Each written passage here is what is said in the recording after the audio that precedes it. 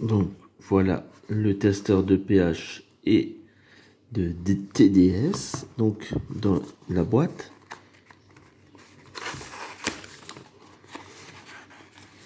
On va retrouver, hop là,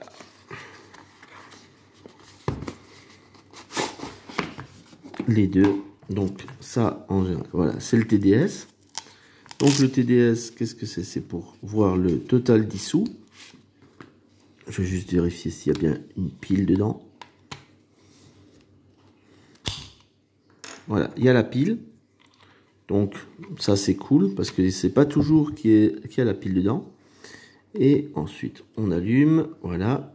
On a la température en ppm ou en microsieverts par centimètre carré.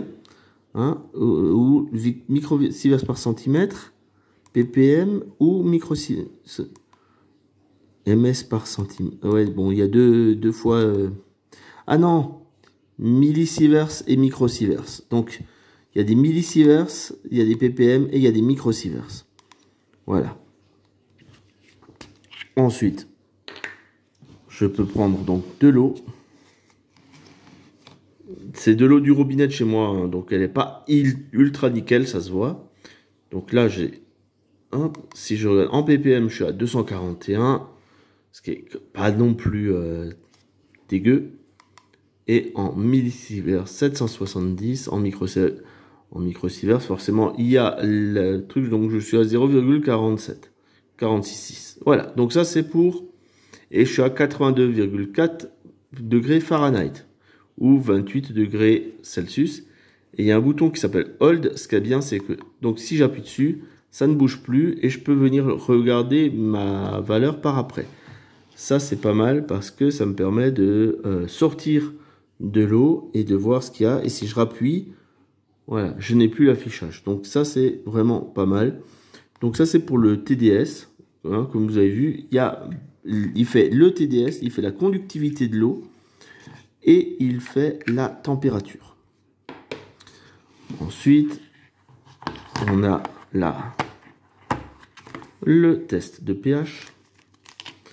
Alors là, forcément, il faudrait l'étalonner. Donc on a un pH à 9,18, un pH à 6,86 et un pH à 4.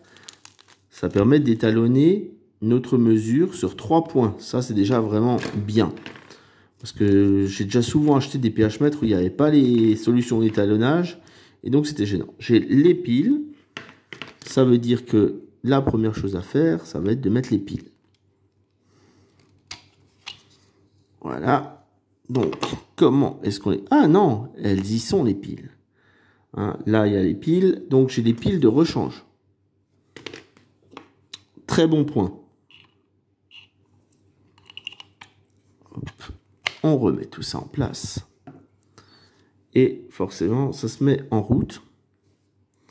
Donc, il y a un bouton calibration pour faire la calibration avec les doses. Et puis, on peut venir voir. Alors, voilà, sans aucune calibration, je vais être à 7 quelque chose.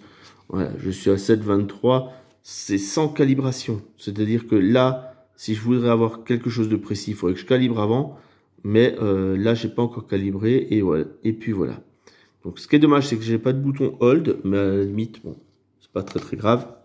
Hop là, j'ai mon téléphone qui se casse la figure. Voilà, je l'éteins.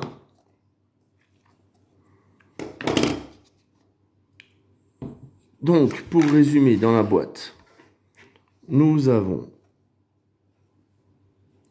le DTS avec la température, le pH mètre, il faudra que je nettoie tout à l'heure, qui est dans une boîte avec les solutions. Donc ça, on met dans 250 ml d'eau à une certaine température et on va pouvoir mesurer un pH très précis pour faire la calibration. Pour la calibration, ah tiens, il n'y a pas le tournevis. Donc doit y avoir... Ah non, ça se fait... J'ai pas encore lu la doc, mais je vais trouver comment que ça se calibre. Mais voilà à quoi ça ressemble, un TDS et un pH mètre. Hein, très utile si vous faites de l'aquariophilie, tout ce genre de choses.